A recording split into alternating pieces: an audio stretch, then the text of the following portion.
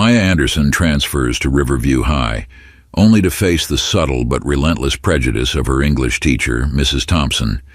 Ignored and undermined in class, Maya must decide whether to stay silent or fight back against injustice. As tensions rise, her courage to confront the truth sets off a chain of events that could change schools forever. Will Maya's stand be enough to expose the bias and bring real change? Follow Maya's powerful journey, and don't forget to like, comment, and subscribe to see what happens next.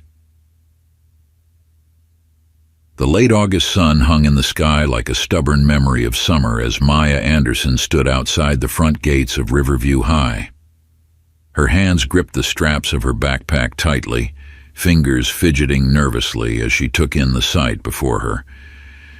The sprawling red-brick school building stretched out along the campus, looking more like an old institution than a place of teenage learning. It was her first day as a junior, and already she felt like an outsider.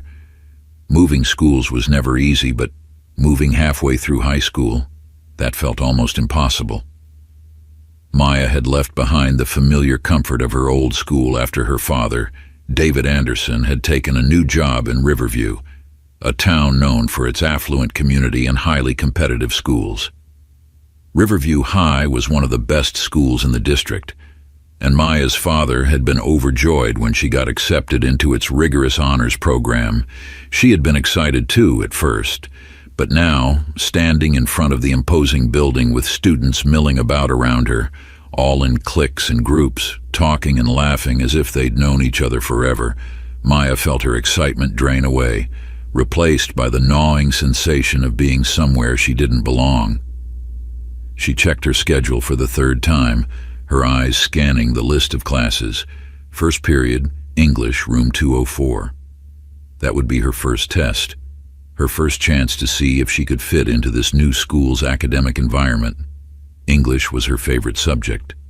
In her old school, she had been at the top of her class, always ready to jump into class discussions about novels, themes, and character development. But here, it would be different. Everything would be different. Taking a deep breath, Maya walked through the front doors, her footsteps quiet against the polished linoleum floors. The hallways were buzzing with energy as students rushed to their lockers or lingered in groups, catching up on the summer gossip. Maya walked slowly, head down, avoiding eye contact, feeling the weight of her backpack on her shoulders. She could feel people looking at her, curious stares burning into her back as she passed by, but she kept moving. She just needed to get to room 204. Finally, she found it. The classroom door was slightly ajar, and inside, students were already sitting down, talking in low murmurs. Maya hesitated for a second before stepping in. The room was neat and orderly, with rows of desks facing the front where a large whiteboard dominated the wall. At the head of the room stood a tall, slender woman with graying blonde hair pulled back into a tight bun. Her clothes were pressed, her posture straight, and her expression unreadable. This must be Mrs. Thompson, Maya thought, trying to gauge the teacher's demeanor from across the room. Mrs. Thompson glanced up as Maya entered, her sharp blue eyes flickering over her in a brief moment of assessment. "Ah, the new student," she said, her voice clipped but not entirely unfriendly. "You must be Maya Anderson." Maya nodded. "Yes, ma'am." "Well," Mrs. Thompson said, her lips curling into something that was almost a smile, "take a seat. We're about to begin." Maya quickly scanned the room, her eyes falling on an empty desk in the middle of the classroom. She hurried over, sliding into the seat as quietly as she could, her heart thudding in her chest. The other students barely noticed her as they continued their conversations, but Maya couldn't help feeling like an outsider in her own skin. As she settled into her desk, Maya took out her notebook and pen, trying to calm the nerves bubbling inside her. She knew that first impressions mattered, especially in a new environment. She had to show her teachers and classmates that she was capable, that she belonged here. Mrs. Thompson began the class by introducing the syllabus and outlining what the students could expect over the course of the semester. The tone of her voice was authoritative and crisp, as if she expected nothing less than perfection from her students. Maya had heard about teachers like her, demanding but fair, strict but caring. But as the minutes ticked by, Maya felt something else under the surface of Mrs. Thompson's words. A certain tightness in her voice, a sharpness that felt more dismissive than encouraging. "We'll be starting with To Kill a Mockingbird," Mrs. Thompson announced, tapping her manicured finger against the syllabus. "A classic American novel that explores themes of morality, justice, and—" She paused slightly, her eyes flickering toward Maya. "Race." The word lingered in the air for a moment longer than necessary. Maya shifted uncomfortably in her seat, but kept her expression neutral. She wasn't new to the subtext that often accompanied discussions about race. It was usually subtle, barely noticeable to anyone who wasn't paying attention, but Maya was used to it. She had learned long ago how to pick up on the small cues that people gave when they thought they were clever or polite. Mrs. Thompson continued, oblivious to the momentary tension that had settled over Maya. "You'll be expected to contribute thoughtful insights during our class discussions. I don't tolerate laziness, and I expect every student here to maintain the high standards of this class." She gave a tight smile that didn't reach her eyes. "I assume you're all capable of that." Maya's fingers curled slightly around her notebook, her heartbeat slowing into a steady, determined rhythm. She wasn't sure if Mrs. Thompson's comment had been directed at her specifically, but she had already made up her mind. She would prove herself. If there was one thing Maya had learned from her father, it was that hard work and perseverance could break through almost any barrier, no matter how invisible it seemed. The rest of the class passed quickly. Mrs. Thompson lectured about the significance of the novel's opening chapters, her voice droning on in a steady cadence. Maya took notes diligently, her pen moving swiftly across the page, but she couldn't shake the uneasy feeling that had settled in her stomach. As the bell rang, signaling the end of class, Maya stood to gather her things. She glanced around the room, watching as students shuffled out in groups, chatting and laughing like they'd been doing this forever. No one really acknowledged her, and for a brief moment she felt completely invisible. But she wasn't here to make friends. She was here to learn, and she would show everyone, especially Mrs. Thompson, that she belonged to. The following weeks brought a steady rhythm to Maya's life at Riverview High. She fell into the patterns of her classes, navigating the hallways with quiet determination, trying to blend in while staying focused on her work. She kept mostly to herself, eating lunch alone or sometimes with the few acquaintances she had made in her other classes. But the English class was different. English class, with Mrs. Thompson at the helm, had begun to feel like a battle she hadn't prepared for. It wasn't that Mrs. Thompson was overtly hostile, at least not in a way that anyone could immediately call out. But there was something simmering beneath the surface of every interaction, something Maya had begun to notice more and more as the days passed. At first it was subtle. Mrs. Thompson would ask a question to the class, and Maya, eager to participate, would raise her hand. Her responses were always well thought out. Maya made sure of that. She had read To Kill a Mockingbird twice already, and she had been excited to discuss its themes, especially those about race and justice, topics that resonated deeply with her. But every time she raised her hand, Mrs. Thompson seemed to glance right past her, calling on other students instead. Even when Maya was the only one with her hand raised, Mrs. Thompson would wait a moment, then ask someone else if they had anything to add, as though Maya's presence didn't register. It happened again one Thursday morning during a particularly lively class discussion about the symbolism of the mockingbird in the novel. "Who can tell me what the mockingbird represents in To Kill a Mockingbird?" Mrs. Thompson asked, scanning the room. Maya's hand shot up. She had been waiting for this moment. She knew the answer by heart, but Mrs. Thompson didn't call on her. Instead, her eyes swept past Maya's raised hand and landed on Tyler Green, who sat in the front row barely paying attention. "Tyler, how about you?" Mrs. Thompson prompted. Tyler, who had been doodling in his notebook, blinked in confusion. I guess it's just like a bird or something," he mumbled. A few students giggled, and Mrs. Thompson nodded thoughtfully, as if considering Tyler's answer. "Not quite, but close. Anyone else?" Maya's hand was still raised, her heart sinking. She wasn't invisible. Mrs. Thompson saw her. She was sure of it. But for some reason, she was being deliberately ignored. Finally, after a few more wrong answers, Mrs. Thompson's gaze flicked back toward Maya, her lips curling into that tight smile again. "Maya," she said, her voice almost dripping with condescension, "you seem eager to contribute." Maya's heart thudded in her chest. She steadied herself, trying to push past the rising frustration. "I think the mockingbird represents innocence," she began, her voice steady. "It symbolizes characters like Tom Robinson and Boo Radley, who are innocent but persecuted by society." She paused, hoping Mrs. Thompson would acknowledge her point. Instead, the teacher's smile grew tighter. "Well," Mrs. Thompson said slowly, "that's a predictable interpretation, but I think you might be missing the broader literary significance here. The novel isn't just about race, after all. There are other themes, ones that are perhaps more relevant to the universal human experience." Maya felt the words hit her like a punch to the gut. It wasn't just the dismissal of her answer. It was the way Mrs. Thompson made it seem like she had somehow missed the point entirely.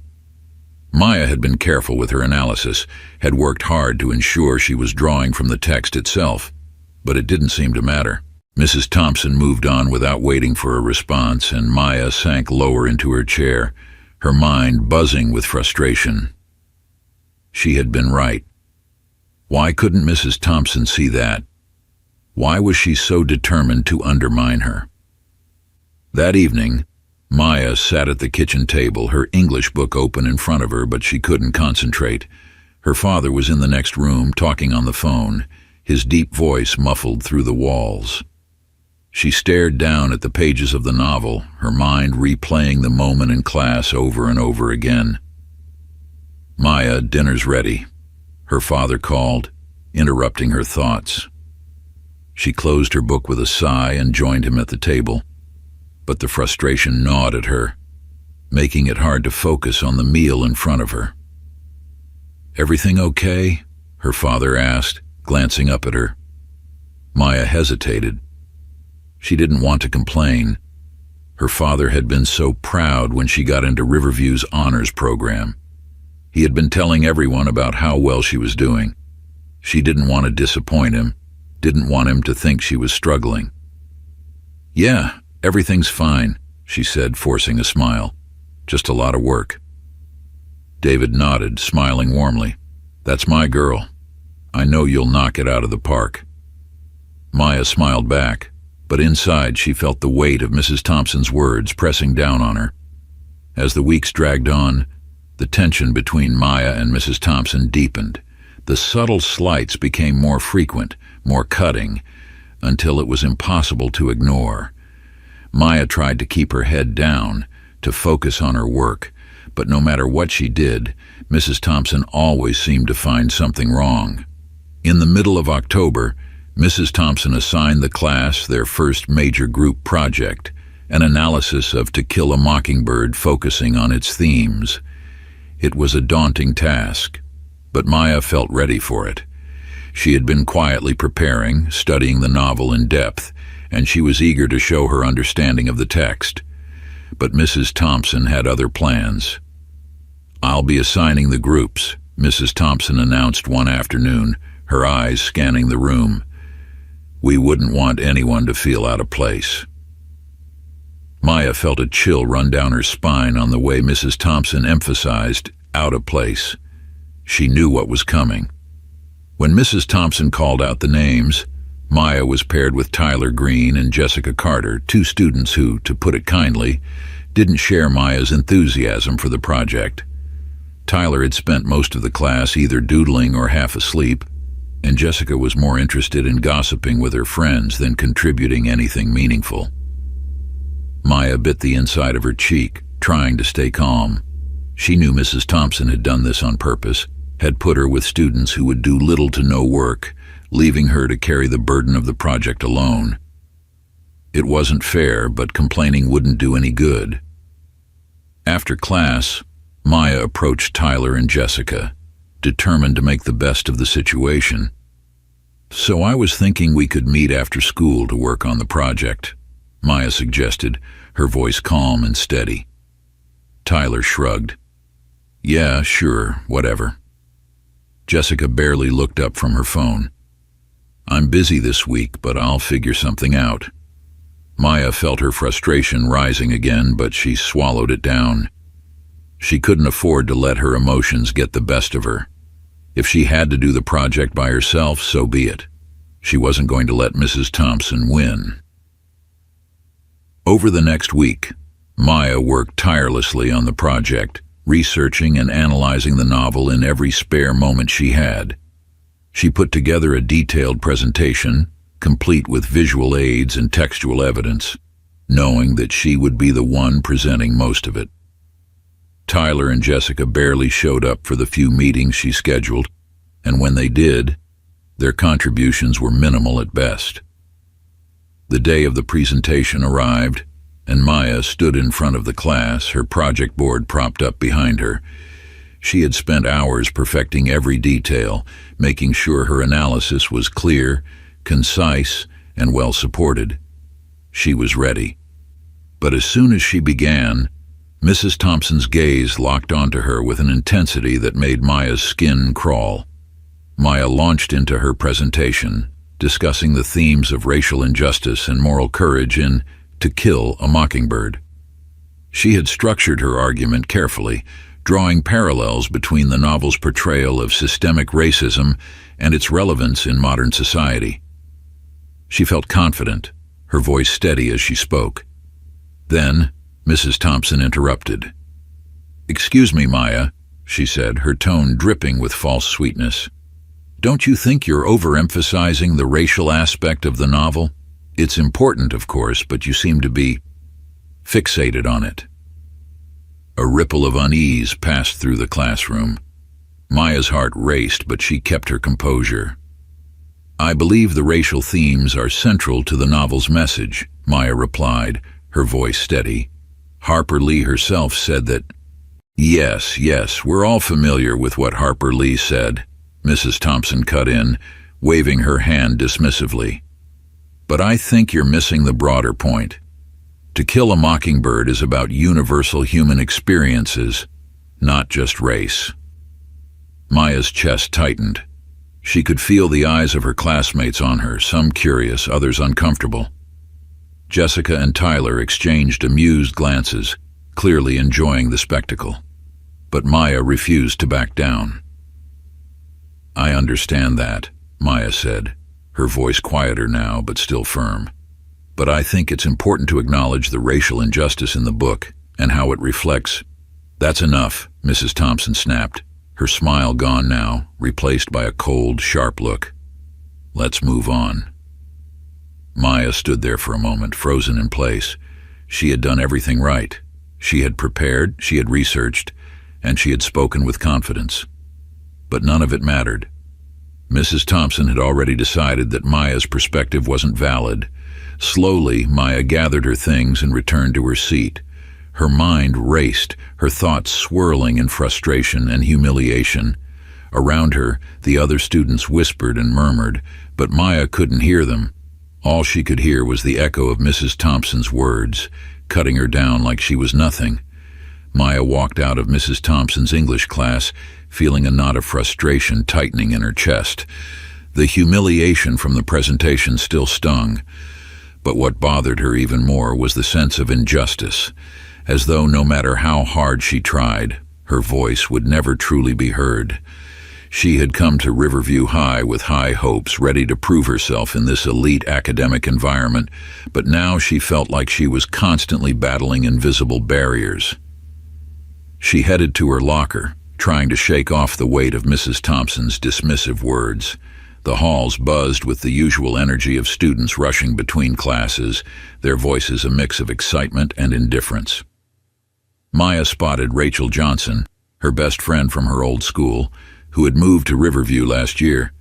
Rachel had been her anchor during the transition, the only familiar face in a sea of strangers. Rachel waved at her from down the hall. "Hey, Maya, you okay?" Maya smiled, but it didn't reach her eyes. "Yeah, just, English class." Rachel's expression softened. "Mrs. Thompson again?" Maya sighed, leaning against her locker. "She shot down my entire presentation. I worked so hard on it, but it's like nothing I say matters to her." Rachel frowned, her brow furrowed with concern. "That's so unfair. Do you think it's because—" Maya nodded. They both knew what Rachel was getting at, even if she didn't say it outright. It was becoming more obvious to Maya that Mrs. Thompson's behavior wasn't just about academic standards, it was personal, and likely rooted in biases that Maya couldn't control. "What are you going to do?" Rachel asked. "I don't know," Maya admitted, her voice tinged with frustration. "I don't want to make it a bigger deal than it is, but at the same time it's hard to just keep letting it happen." Rachel gave her a supportive smile. "You know you can always talk to your dad about it. He'd back you up." Maya nodded, but the idea of involving her father made her uneasy. David Anderson was a well-respected figure in the community. He had recently become the president of the Riverview School Board, and Maya knew he would support her if she told him what was going on. But something inside her hesitated. She didn't want to seem like she was running to her father for help. She wanted to handle this on her own. "I'll think about it," Maya said, closing her locker. "Right now, I just want to get through the day." As they headed to their next class, Maya couldn't shake the growing sense that something had to change. Mrs. Thompson's attitude wasn't just a minor inconvenience, it was an obstacle that was starting to affect Maya's ability to succeed in class. And deep down, Maya knew that this was more than just about her grades. It was about being seen, being heard, and being treated with the respect she deserved. The next few weeks were a test of Maya's patience.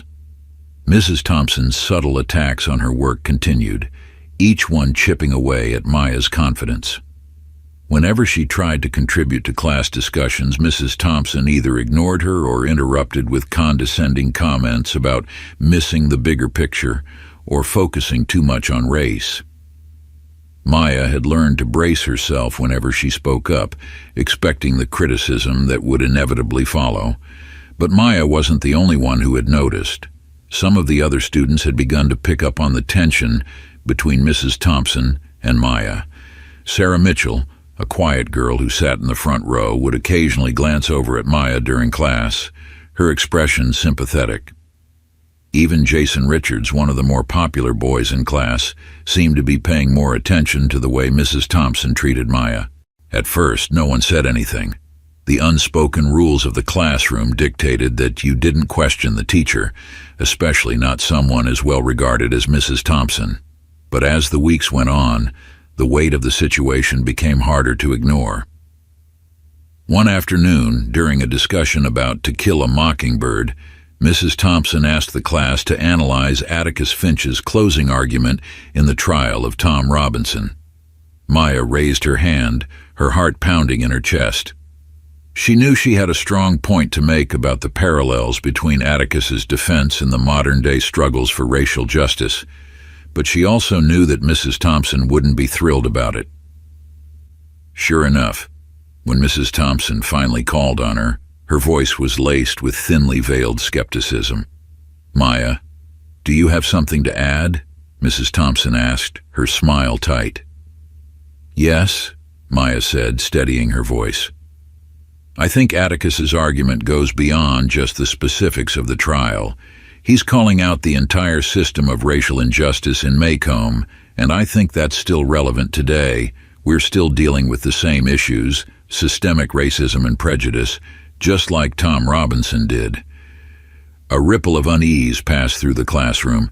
A few students shifted in their seats while others exchanged nervous glances. Maya felt the tension rise, but she kept going. It's not just about one case, it's about the larger issues in society, Maya continued, feeling more confident as she spoke. Harper Lee was writing about the way racism is built into the system, and we're still dealing with that today. It's important to recognize that. Mrs. Thompson's expression hardened. That's certainly one way to look at it, she said, her voice icy.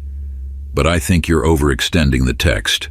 Harper Lee wrote To Kill a Mockingbird as a work of fiction, not a political manifesto. Maya opened her mouth to respond, but Mrs. Thompson cut her off with a wave of her hand.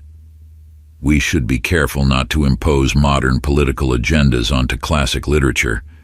It's important to focus on the author's intentions. Maya's jaw clenched, her frustration bubbling to the surface. This wasn't about imposing an agenda. It was about acknowledging the reality of the novel and the world they lived in. But it was clear that Mrs. Thompson didn't want to have that conversation. As the class continued, Maya felt a familiar sense of isolation wash over her.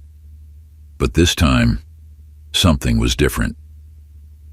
As she glanced around the room, she noticed Sarah Mitchell watching her with a concerned expression. And then, to Maya's surprise, Jason Richards raised his hand. Actually, I think Maya's got a point, Jason said, his voice hesitant but clear. I mean, the whole book is about racism, right? So it makes sense that we'd talk about how it connects to what's happening today. Maya's heart leapt. She hadn't expected anyone to back her up, let alone someone like Jason. Mrs. Thompson's expression darkened, but she quickly regained her composure. Well, Jason, Mrs. Thompson said, her tone patronizing, I appreciate your input, but let's not get distracted by tangents. We need to stay focused on the text. Jason shrugged, clearly not willing to push the issue further, but the fact that he had spoken up at all gave Maya a flicker of hope. Maybe she wasn't as alone as she thought. After class, as Maya gathered her things, Sarah approached her. You were right, you know, Sarah said quietly, glancing around to make sure no one was listening. Mrs. Thompson doesn't like talking about race, but that's what the book is about. It's not fair how she keeps shutting you down. Maya looked at Sarah, surprised by the sudden show of solidarity. Thanks, she said, offering a small smile. It's just frustrating, you know? Sarah nodded. Yeah, I can tell, but don't let her get to you. You're smarter than she gives you credit for. Maya's heart warmed at the kind words, but she still couldn't shake the feeling that things were getting worse, not better. Mrs. Thompson's behavior wasn't just frustrating, it was wearing her down. And as much as she wanted to believe she could handle it on her own, Maya was starting to realize that this battle might be bigger than her. The final straw came during a midterm exam review session. Mrs. Thompson had prepared a series of practice questions for the class, meant to help them prepare for the upcoming essay portion of the test. Maya had been taking meticulous notes, determined to do well despite the obstacles Mrs. Thompson had put in her path. As the class worked through one of the questions, Maya raised her hand to ask for clarification on a point that had been bothering her. Mrs. Thompson, who had been pacing at the front of the room, glanced at Maya with a look of irritation. Yes, Maya, she asked, her voice tinged with impatience.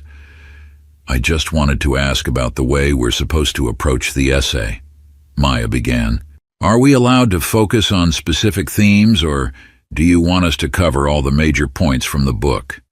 Mrs. Thompson's lips thinned, her eyes narrowing. I would assume, Maya, that by this point in the semester, you'd know how to write an essay. Or do you need me to walk you through it step by step? A few students snickered, and Maya's cheeks burned with humiliation. She opened her mouth to respond, but Mrs. Thompson continued before she could get a word in. If you're having trouble understanding basic instructions, perhaps you should consider whether this class is the right fit for you, Mrs. Thompson said, her tone dripping with condescension. The room fell silent. Maya sat frozen in her seat, her heart pounding in her chest. Mrs. Thompson's words hung in the air, sharp and cruel, cutting through Maya's composure. It wasn't just a dismissal, it was a public attack on her intelligence, her capabilities. And for the first time, Maya felt something inside her snap. She had been patient. She had been quiet. She had tried to stay composed, to prove herself through hard work and determination.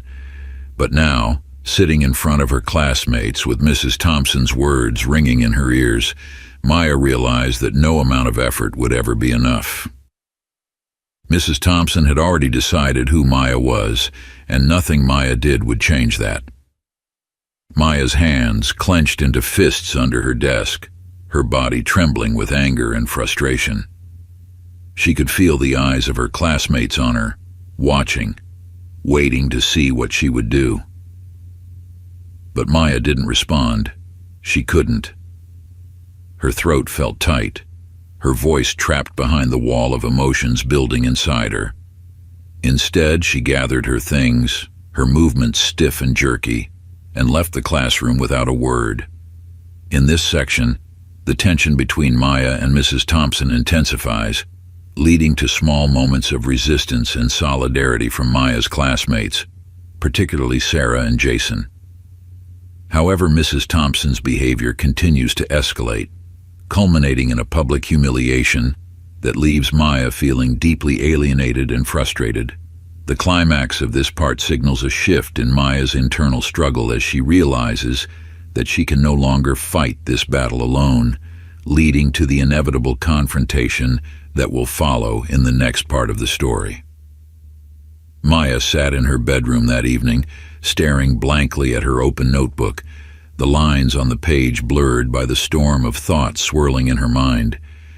She had left Mrs. Thompson's classroom in a fog of anger, her humiliation raw and fresh. The walk home had done nothing to soothe the fire burning in her chest. Her father, David Anderson, would be home soon, and she knew it was time to tell him everything. For weeks, she had tried to manage it on her own. She had put up with the subtle jabs, the dismissals, the outright hostility. She had wanted to believe that if she worked hard enough, she could prove herself to Mrs. Thompson. But now she realized that no amount of hard work would change Mrs. Thompson's mind. This wasn't about her academic abilities. This was about something far more insidious. The door creaked open, and her father's deep voice filled the entryway. "Maya, I'm home!" Maya stood up from her desk, her heart pounding. She took a deep breath, trying to calm her racing thoughts. When she stepped out into the hallway, she found him hanging his coat in the closet, his face warm with a tired but genuine smile. "Hey, kiddo, how was school?" David asked, his tone light as he walked into the kitchen. Maya followed him, her throat tightening. This was the moment she had been dreading. "Dad, can we talk for a minute?" David looked up from the fridge, sensing the seriousness in her voice. He closed the door and gave her his full attention. "Of course. What's going on?" Maya sat down at the kitchen table, fiddling with the edge of her sleeve. She had rehearsed this conversation in her head 100 times, but now that the moment was here, she wasn't sure where to start. Finally, she just blurted it out. "It's Mrs. Thompson," Maya said, her voice strained. "She's been treating me differently ever since I got to Riverview. At first I thought it was just in my head, but it's not. She won't let me contribute in class, and when I do, she finds a way to tear me down. Today, she basically told me I didn't belong in her class." David's brow furrowed, his face darkening with concern. "What do you mean she told you that?" Maya recounted the events of the last few weeks, how Mrs. Thompson had ignored her, belittled her work, and dismissed her contributions. She told him about the group project where she had done all the work and how Mrs. Thompson had cut her off during her presentation. She explained how she had tried to stay calm, to play by the rules, but nothing she did seemed to matter. David listened carefully, his jaw clenched as he processed everything his daughter was saying. When she was finished, there was a long silence. "I didn't want to bother you with this," Maya said quietly. "I know you have a lot on your plate with work and the school board, but I don't know what else to do." David's expression softened. "Maya, you're not bothering me. This is important, and I'm so sorry you've had to go through this alone." He sat down across from her, his hands resting on the table. "You've done everything right, and it's not fair that this teacher is treating you this way. But now that I know what's going on, we're going to handle it. I'll talk to Principal Richardson first thing tomorrow." Maya felt a mixture of relief and anxiety. Part of her was grateful that her father was stepping in, but another part of her feared the consequences. What if Mrs. Thompson retaliated? What if things got worse? But deep down, she knew that things couldn't stay the way they were. Something had to change. The following day, David Anderson wasted no time. He called Principal Richardson, requesting a meeting to discuss Mrs. Thompson's behavior. Principal Richardson, though surprised by the call, agreed to meet with David right away. As president of the school board, David carried a lot of weight in the community, and his involvement signaled that this was more than just a concerned parent. It was a matter of institutional accountability. The meeting took place in Principal Richardson's office, a spacious room with polished wooden furniture and walls lined with academic awards and photographs of school events. David sat across from the principal, his face serious but calm. "David, I'm surprised to hear there's an issue with Mrs. Thompson," Principal Richardson said, leaning back in his chair. "She's one of our most respected teachers. What seems to be the problem?" David didn't waste time on pleasantries. "My daughter, Maya, is in Mrs. Thompson's English class. For weeks she's been subjected to unfair treatment, being ignored, belittled, and publicly humiliated in front of her classmates. Maya has tried to handle it on her own, but it's clear that this has gone beyond acceptable behavior." Principal Richardson frowned, folding his hands on the desk. "That's a serious accusation. Has Maya reported any of this before?" David shook his head. "She didn't want to stir up trouble, but now it's reached a point where something needs to be done. This isn't just a case of a teacher being tough on a student. It's about bias, racial bias to be specific." Richardson's face tightened. He knew the gravity of that accusation. "Racial bias? Are you certain?" David's voice was firm. "I've listened to Maya recount multiple incidents where Mrs. Thompson has gone out of her way to undermine her contributions, particularly when it comes to discussions of race in To Kill a Mockingbird. She dismisses Maya's insights, cuts her off, and even makes comments that suggest Maya doesn't belong in the honors class. This isn't about Maya's academic performance, it's about how she's being treated because of who she is." Principal Richardson shifted uncomfortably in his seat. "I understand your concern, David. I take any allegations of bias very seriously. But Mrs. Thompson has been with this school for years, and her track record speaks for itself. I find it hard to believe she would intentionally single out a student in this way." David's eyes darkened with frustration. "I'm not asking you to question her entire career, Principal Richardson. I'm asking you to address what's happening right now. Maya's education is being compromised because of this teacher's actions, and that can't continue. We need to take this seriously." Principal Richardson nodded, though his expression remained cautious. "I agree that it's important to address any concerns. I'll speak with Mrs. Thompson and conducted an internal review of her classroom practices. In the meantime, I'll make sure Maya is treated fairly moving forward." David leaned forward slightly, his voice low and controlled. "I hope you understand, Principal Richardson, that this isn't just about fairness. It's about ensuring that every student at Riverview High is treated with respect and dignity, regardless of race. If this issue isn't addressed properly, I won't hesitate to escalate it to the school board." The threat, though subtle, hung in the air between them. Principal Richardson knew that if David Anderson brought this issue to the board, it would become a public matter, one that could reflect poorly on the administration. "I understand," Richardson said, his tone measured. "I'll handle it." David stood, offering a tight but respectful nod. "Thank you. I look forward to hearing the results of your review." As David left the office, he felt a surge of determination. He had done his part, and now the ball was in Principal Richardson's court.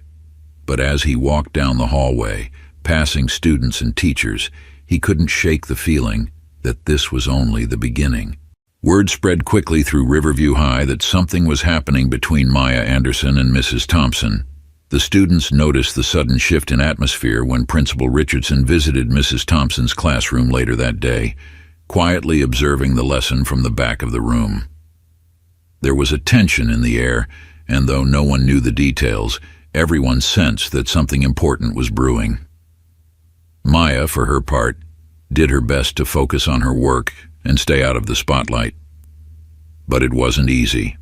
Her classmates had started whispering about her, speculating on what was going on between her and Mrs. Thompson. Some students, like Tyler Green and Jessica Carter, seemed to find the whole situation amusing, making snide remarks under their breath during class. "So, Maya, is your dad going to get Mrs. Thompson fired?" Tyler whispered one afternoon as they sat in the back row. Maya ignored him, her jaw clenched in frustration. She wasn't interested in engaging with their childish behavior. She knew why they were acting this way. Tyler and Jessica thrived on drama, and to them this was just another high school scandal. But for Maya, it was far more serious than that. Not everyone was unsympathetic, though. Sarah Mitchell, who had become more vocal in her support of Maya since the class discussion weeks earlier, approached her after class one day. "Hey, Maya," Sarah said, her voice hesitant but kind. "I just wanted to say, I think it's really brave what you're doing, standing up for yourself like that." Maya smiled, grateful for the support. "Thanks, Sarah. It's been tough, but I couldn't keep letting it happen." Sarah nodded, her expression thoughtful. "Yeah, I can't imagine what it's been like. Mrs. Thompson can be intense. But you're right to speak up. If more people did that, maybe things would change." Maya's smile widened slightly. She had always liked Sarah. She was quiet, but there was a strength in her that Maya admired. And hearing Sarah voice her support gave Maya a small but much-needed boost of confidence. The following week brought a tension that seemed to hang over the entire school. Principal Richardson's review of Mrs. Thompson's classroom had been swift, and by Friday the results were in. There was an announcement over the loudspeaker, calling both Maya and Mrs. Thompson to the principal's office at the end of the day. Maya felt her stomach twist with nerves as she made her way down the quiet halls. She hadn't spoken to Mrs. Thompson since the investigation began, but she could feel the coldness radiating from her every time they were in the same room. Maya wondered if the teacher knew what was coming, if she understood the full gravity of her actions. When Maya reached the office, she found Principal Richardson already seated behind his desk, Mrs. Thompson standing stiffly by the window. The air in the room was thick with tension. "Please sit down," Principal Richardson said, gesturing to the chairs in front of his desk. Maya took a seat, her heart pounding. Mrs. Thompson remained by the window, her face pale and unreadable. "I've conducted a thorough review of the situation," Principal Richardson began, folding his hands on the desk. "After speaking with several students and observing the classroom environment, it's become clear that Mrs. Thompson's treatment of you, Maya, was inappropriate and unprofessional." Mrs. Thompson's face tightened, but she didn't speak. "Maya," Richardson continued, "I want to commend you for bringing this issue to light. It takes courage to stand up when something isn't right, and your actions have brought attention to a serious problem." Maya nodded, though her throat felt tight. She wasn't used to this kind of formal praise, and it felt strange to hear it in this context. "As for Mrs. Thompson," Richardson said, turning his gaze toward the teacher, "I've decided that disciplinary action is necessary. Mrs. Thompson, you'll be placed on administrative leave for the remainder of the semester while we determine the next steps." Maya felt a surge of relief, but it was tempered by the cold, silent presence of Mrs. Thompson in the room. She didn't expect an apology or acknowledgement from the teacher, but the weight of the conflict hung heavy between them. Mrs. Thompson finally spoke, her voice low and controlled. "I've dedicated my life to teaching. Everything I've done has been in the best interest of my students. If there were misunderstandings, I regret that. But I stand by my methods." Maya met her gaze, feeling a flicker of anger but also a strange sense of pity. Mrs. Thompson wasn't going to admit her mistakes, but Maya had done what she needed to do. She had stood up for herself, and now, finally, there would be consequences. The meeting ended shortly after, and as Maya left the office, she felt a weight lift off her shoulders. It wasn't a complete victory. There was still so much work to be done to address the systemic issues at Riverview, but it was a start. Maya walked out of Principal Richardson's office, her heart still racing from the confrontation. The halls of Riverview High were quieter than usual, with most students already heading home for the weekend.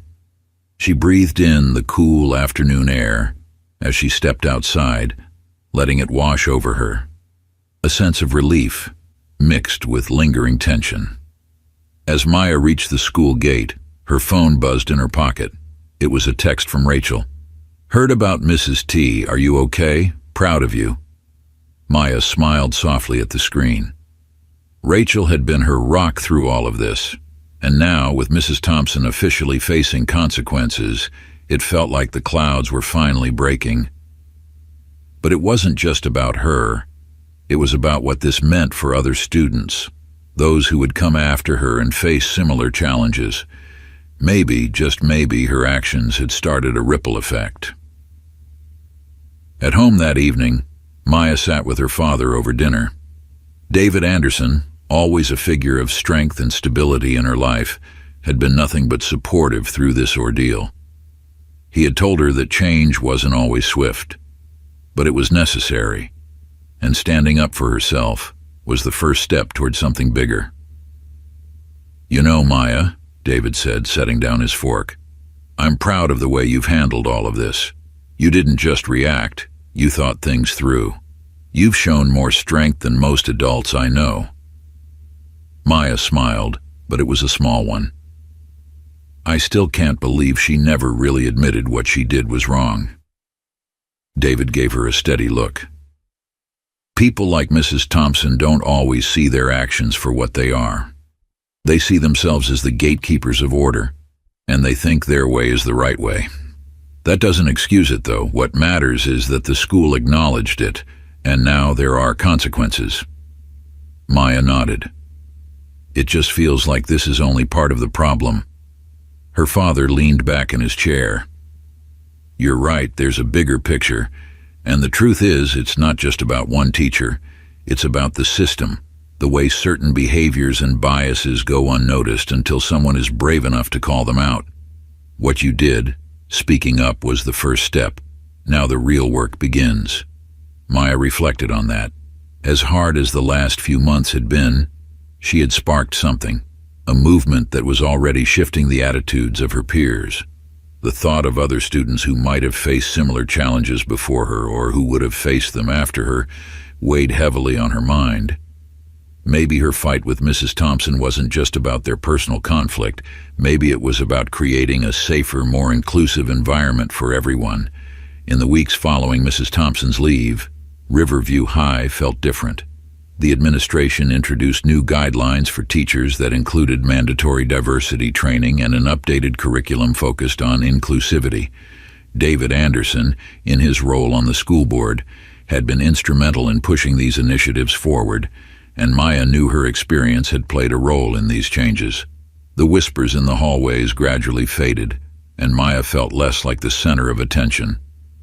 For the first time in months, she could walk into her English class, now led by a substitute teacher, Mr. Calloway, without the knot of anxiety twisting in her stomach. Mr. Calloway was younger, more open to discussion, and seemed genuinely interested in hearing what all the students had to say. His approach to Kill a Mockingbird was different from Mrs. Thompson's. Rather than focusing solely on literary merit, he encouraged students to think about how the book's themes applied to modern society. One afternoon, as the class discussed the book's closing chapters, Sarah Mitchell raised her hand and looked nervously toward Maya. I just wanted to say that I think it's important that we look at how the justice system in the book mirrors issues we're still facing today," Sarah said, her voice wavering slightly. "I mean, the way Tom Robinson is treated, it's not just historical. It's still happening." Maya smiled softly as she listened. Sarah had been quiet for most of the year, but something had changed in her too. Maya wasn't the only one who had grown from this experience. Sarah, and even other students who had remained silent before, were beginning to find their voices. When the bell rang, signaling the end of class, Sarah caught up with Maya in the hallway. "You know," Sarah began, hesitating slightly, "I've been thinking a lot about what happened with Mrs. Thompson and how I didn't speak up sooner. I should have. I'm sorry." Maya turned to her, surprised by the apology but grateful. "It's okay, Sarah. I know it's not easy to speak up, especially when you're afraid of making things worse. I just wish I had done something," Sarah continued, her voice earnest. "But now I want to help. I heard they're starting that cultural awareness club next semester. I'd like to be part of that." Maya felt a surge of warmth. The Cultural Awareness Club had been one of the initiatives introduced after the events with Mrs. Thompson, and the school administration had asked Maya if she would help lead it. She had been hesitant at first, unsure if she wanted to be the face of a movement she hadn't asked for. But hearing Sarah's words, Maya realized that this was exactly why she had to do it. "Of course," Maya said, her voice firm with conviction. "I'd love to have you on board." As they walked down the hallway together, Maya felt lighter than she had in months. Things weren't perfect. There were still students like Tyler Green and Jessica Carter who rolled their eyes at the changes, and there were still moments where Maya felt the weight of everything she had been through. But for the first time, she felt like she had made a real difference. She wasn't just enduring anymore. She was shaping the future. By the time spring rolled around, Riverview High had undergone noticeable changes. The Cultural Awareness Club had grown in numbers, with more students than Maya had expected signing up to join.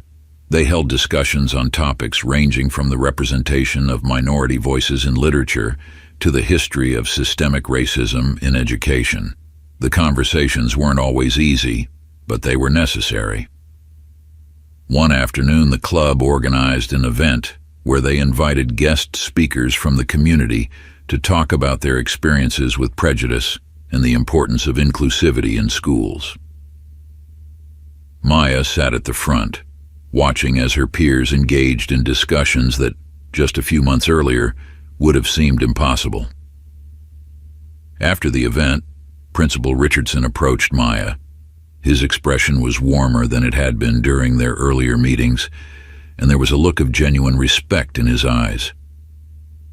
"Maya," he began, "I want to thank you for everything you've done this year. What you started here, it's making a real difference. I'm sorry it took so long for us to see it, but I'm grateful that you stood up for what was right." Maya felt a sense of pride swelling in her chest. "Thank you, Principal Richardson. I just want things to be better for everyone who comes after me." "They will be," he said, his tone firm. "You've set an example for this school and for me. I'll make sure we keep moving in the right direction." Maya nodded, feeling the weight of the principal's words. There was still work to be done, but Riverview High was changing, and she had been part of that change. As the school year came to a close, Maya reflected on everything that had happened. She had entered Riverview High as an outsider, unsure of where she fit in or whether she could meet the school's high expectations. Now, she was leaving her junior year as someone who had fought for her voice to be heard, and won. There had been battles, both internal and external. She had faced humiliation, anger, and frustration, but she had also found strength she didn't know she had. Her experience with Mrs. Thompson had revealed the cracks in the school's foundation, but it had also shown Maya that change was possible, even in the face of deep-rooted prejudice. As Maya packed up her locker on the last day of school, she caught sight of her reflection in the metal door. She wasn't the same girl who had walked through these halls in September, nervous and unsure. She had grown, not just academically, but as a person. Someone who could lead, who could inspire others to stand up against injustice. Outside, the sun shone brightly, and as Maya stepped into the courtyard, she saw Rachel and Sarah waiting for her. They waved, their smiles full of warmth and excitement for the summer ahead. Maya walked toward them, feeling lighter, freer. She had found her place at Riverview High, not by blending in, but by standing out and standing up. And this was only the beginning. Maya's journey through Riverview High culminates in a victory that goes beyond her personal struggle. Her battle with Mrs. Thompson and the institutional prejudice she faced is a catalyst for broader change at the school, inspiring new initiatives that focus on inclusivity and justice. Throughout the story, Maya grows from a student battling against bias to a leader in her community, sparking conversations that ripple beyond the walls of her school. By the end of the story, Maya has not only found her voice, but has empowered others to find theirs as well, leaving a legacy that will shape the future of Riverview High for years to come. Silent Resistance is a story about resilience, the courage to stand up for what is right, and the lasting impact one voice can have in the face of systemic injustice. Thank you for watching. If you enjoyed this story, don't forget to like it, comment, and hit the subscribe button for more inspiring content.